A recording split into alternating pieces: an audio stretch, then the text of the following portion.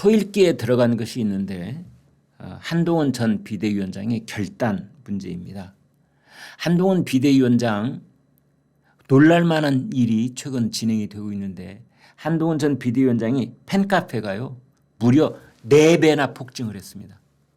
그러니까 원래 팬카페가 18,000명이었는데 지금 72,000명. 18,000에서 72,000명. 정확하게 4배가 폭증을 하고 있습니다. 그래서 지금까지는 이제 한동훈 전 위원장이 공공장소에서 목격됐다. 도서관에서 목격됐다. 집 앞에서 목격됐다.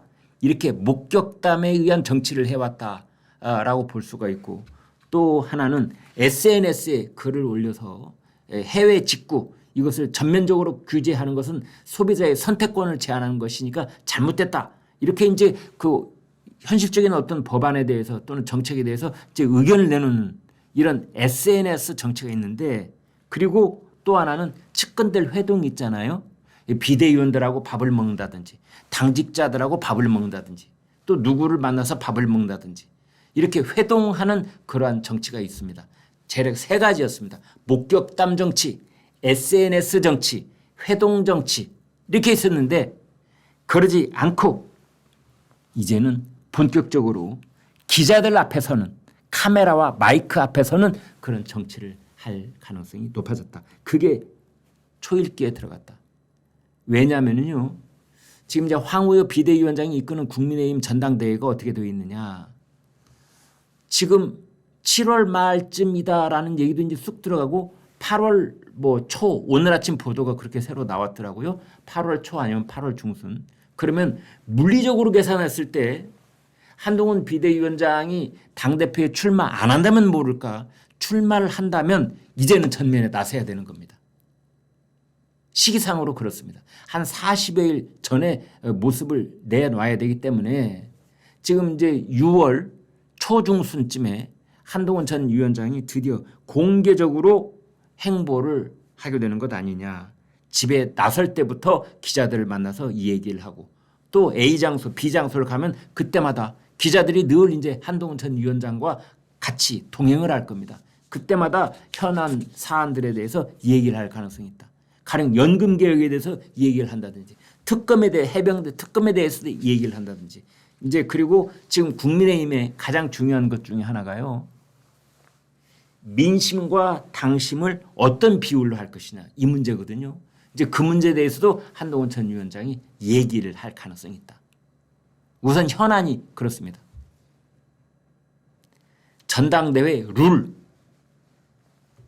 지금은 당 대표와 최고위원회 등 이 당 지도부를 선출할 때 100% 당원 투표로 하도록 그렇게 돼 있는데 그렇게 하지 말고 일반 여론, 당원이 아닌 일반 여론도 여기에 포함을 시키자. 그러면 양쪽을 몇 대 몇으로 할 것이냐. 근데 별의별 얘기가 다 나오고 있습니다. 당심을 80%, 일반 여론을 20%. 아니야. 당심을 70, 일반 여론을 30. 아니야. 그렇게 해도 모자라. 50대 50. 이제 이런 얘기까지 지금 나오고 있는데 그중 어느 하나를 이제 선택을 해야 된다 이런 건데요. 거기에 대해서 한동훈 전 위원장이 목소리를 내놓고 있고 근데 이건 오히려 작은 문제일 수 있습니다. 한동훈 전 위원장이 필연적으로 피해갈 수 없는 그런 현안 중에 하나가 22대 국회가 이제 5월 30일부터 열리는데요. 6월 달에 들어가면 본격적으로 어떤 현안이 떠오르느냐. 김건희 여사의 특검법에 대한 한동훈 전 위원장의 입장. 또 최상병 특검법이 이번에 내일 부결이 된다면 최상병 특검법을 22대에 가서 더불어민주당이 다시 발의를 한다는 거 아닙니까? 그때 그 최상병 특검법에 대한 한동훈 전 위원장의 입장. 연금 개혁에 대한 입장. 또는 지금 의료 공백 사태에 대한 입장. 이런 것들을 내놓지 않을 수가 없는 겁니다. 그중에서도 의료개혁, 최상병 특검, 그리고 김건희 여사 특검. 이것은 한동훈 전 위원장이 어떤 입장을 내놓느냐에 따라서 윤석열 대통령과의 관계가 재정립이 될 수 있는 그러한 계기가 또 다가오는 겁니다. 거기서 충돌이 일어날 수도 있고 갈등이 빚어질 수도 있고 아니면 윤석열 대통령과 완전히 케미를 다시 한번 딱 맞춰가지고 똑같은 코드로 나갈 수도 있고 그런 여러 가지 옵션이 한동훈 전 위원장이 있는 겁니다. 한동훈 전 위원장이 이제 당대표에 출마를 하면은 드디어 윤석열 대통령의 망토를 벗고 이제 스스로 홀로서기를 하고 자신의 목소리를 내야 되는데 그때 윤석열 대통령과의 관계 설정을 어떻게 하느냐. 국민의힘 집권 여당의 전당대회를 앞두고 당대표에 출마를 하는 후보로서 대통령과의 관계를 어떻게 설정할 것이냐. 이게 중요한 핵심 중에 하나인데 그 관계 설정을 바라볼 수 있는 시금석 중에 하나가 바로 김건희 여사 특검법, 최상병 특검법, 의료개혁에 관한 입장 이런 것들이 될 것이다. 지금 이렇게 보고 있는 겁니다. 그런 상황 속에서 한동훈 전 위원장의 팬카페 숫자가 4배가 폭증을 한 겁니다. 이게 이제 한동훈 전 위원장한테는 그대로 힘이 되는 거고 그다음에 그동안에 한동훈 위원장은 일종의 간보기, 여론을 이렇게 테스트하는 이제 그런 계기를 몇 번 가졌던 거 아닙니까? 의도적으로 했든 아니든 간에. 가령 도서관에 앉아서 책을 보는 장면은 저건 의도된 간보기였다고 저는 보는 겁니다. 이런 도서관에서 책 보기가 널리 알려졌을 때 여론 반응이 어떤지 댓글들은 뭐라고 달려있는지 국민의힘 지지자는 뭐라고 그러는지 일반 여론은 어떤지 민주당 지지자들은 어떤지 두루두루 아마 과학적이고 정교하게 살펴봤을 겁니다. 이제 그러한 것들이 지났기 때문에 이제는 특히 지난번은 해외 직구 이 규제하는 문제를 가지고 오세훈 서울시장하고도 한판 이제 승부를 겨뤘었는데요. 그래서 한동훈 전 위원장이 해외 직구에 대해서 규제하는 것은 안 된다. 이제 이런 거고 오세훈 서울시장은 야 불량식품이 들어와서 우리 국민들의 생활과 건강을 위협하는 일이 벌어지는 걸 그러면 가만 놔두란 말이냐. 이제 이게 오세훈 서울시장의 입장이었거든요. 그걸 가지고 다툼을 벌이면서 뭐 처신이라는 말을 오세훈 시장이 썼다가 나중에 그게 부적절했던 것 같다 걷어들이고 했는데 어찌됐든 정책 현안을 가지고 국민의힘의 잠룡들이 정책에 관한 그런 토론을 벌였다는 것 자체가 사실은 국민들이 박수치는 일이 됐던 겁니다.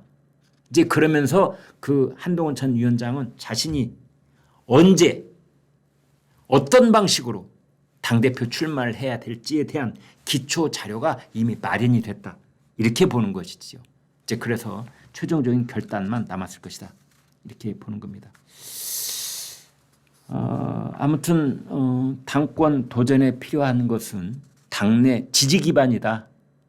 한동훈 전 위원장 국민적 인기 특히 그 국민의힘 지지자들에게는 압도적인 그런 지지를 받고 있다. 차점자를 거의 서너 배 이상 앞서는 그런 지지를 받고 있거든요.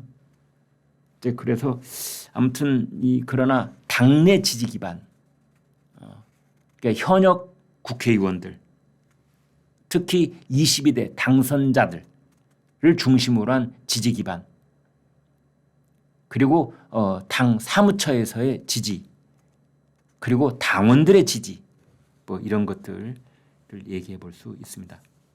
천목회 회원인 이승환 서울 중랑을 당협위원장 이런 말을 했습니다. 한동훈 전 위원장이 전당대회 당대표 후보로 나오려고 수순을 다 밟고 있는 것 같습니다. 한동훈 전 위원장이 할 수 있는 건 목격담 정치밖에 없었습니다. 한동훈 전 위원장이 목격담 정치를 통해서 본인의 인지도와 호응도를 확인한 것이고 그 다음에 해외 직구 문제로 SNS 정치를 시작했습니다. 그 다음 나올 것은 회동 정치라고 볼 수 있습니다. 그래서 또 그 상대편이 진행자가 물어봤습니다. 한동훈 위원장이 지금 누구를 만나야 될 것 같습니까? 그랬더니 이승환 위원장이 뭐라고 하느냐. 지금은요. 홍준표 대구시장을 만나는 게 가장 재밌지 않을까 싶습니다. 네, 저도 공감입니다. 그동안 홍준표 대구시장이 아주 원색적으로 까마득한 검찰 후배이기도 하고 정치권의 후배이기도 하고 그러니까 이제 그렇게 말을 할 수 있다라는 대전제하에 이제 거의 막 막말에 가까운 그런 얘기를 퍼부어 왔잖아요. 홍준표 대구시장이. 거기에 대해서 당내에서 걱정하는 목소리도 많고 원로가 그러면 됩니까? 좀 참고 자제하라는 그런 목소리가 많았는데 그런 거에 일절 아랑곳하지 않고 홍준표 대구시장은 계속해서 한동훈 전 위원장을 비난해 왔는데 그럴 때 홍준표 대구시장이 만나줄지 안 만나줄지는 모르지만 대구로 한번 내려가라. 홍준표 대구시장 만나라. 이제 그러면 어마어마한 뉴스거리가 될 것이다. 이런 차원인 것이죠. 가장 재미있을 것이다. 그런 겁니다. 그러면서 그 이승만 위원장이 이런 얘기를 했습니다. 제가 알기로는 지금도 한동훈 전 위원장이 정치인들을 많이 만나고 다닙니다. 언론에 보도가 안 돼서 그렇지 많이 만나고 다닙니다. 이전에는 드러내는 만남을 할 것이라고 봅니다.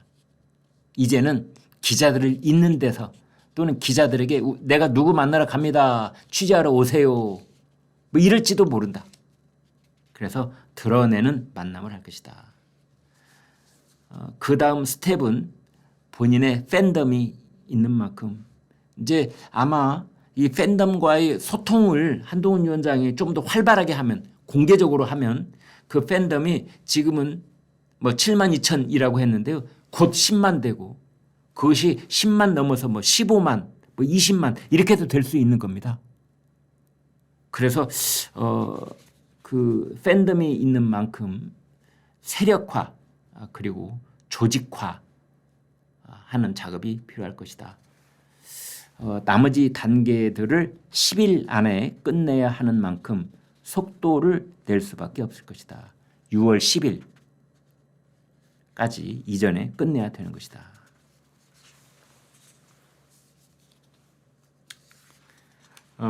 그런가 하면은 이준석 개혁혁신당 대표는 또 대표가 아니죠. 말 잘못했습니다. 개혁신당 당선인입니다. 개혁신당 대표는 허은하 의원이 개혁신당 대표입니다. 이준석 당선인이 뭐라고 했느냐? 이제 한동훈 전 위원장의 그 당대표 출마설에 대해서 세 글자로 줄이면 권력욕이다. 이렇게 말을 했습니다. 일하기에는 비대위원장보다 당대표가 좀 더 어렵습니다. 선거도 없기 때문에 말도 잘 안 듣습니다. 그런데 한두 달 전까지 무소불위 권력으로도 해내지 못했던 분이 지금 다시 하려고 한다고요? 그러려면 굉장히 뭔가가 바뀌어야 합니다. 양재도서관에서 책 몇 권 읽으시고 바뀌었다고 하는 건 아닐 것입니다. 그때는 못했지만 지금은 할 수 있다는 것을 보여줘야 합니다. 이 부분이 불분명한 상태에서 나온다는 것을 세 글자로 줄이면 권력욕입니다. 이제 이런 얘기를 했는데요. 이제 그러니까 뭔가 바뀌어야 한다는 것은 아마 이준석 당선자도 그런 겁니다. 윤석열 대통령과의 관계 설정을 깜짝 놀랄 만큼 재정립해야 될 것이다. 이제 그런 얘기를 하고 있는 것 같고요. 뭐 권력욕이다 그랬는데 윤석 대표 그러면 안 되죠. 윤석 대표 본인이 당대표 출마하면은 뭐 그건 순수한 정치적인 그런 희생 정신이고 봉사 정신이요. 한동훈 위원장이 당대표 하려고 그러면 권력욕입니까?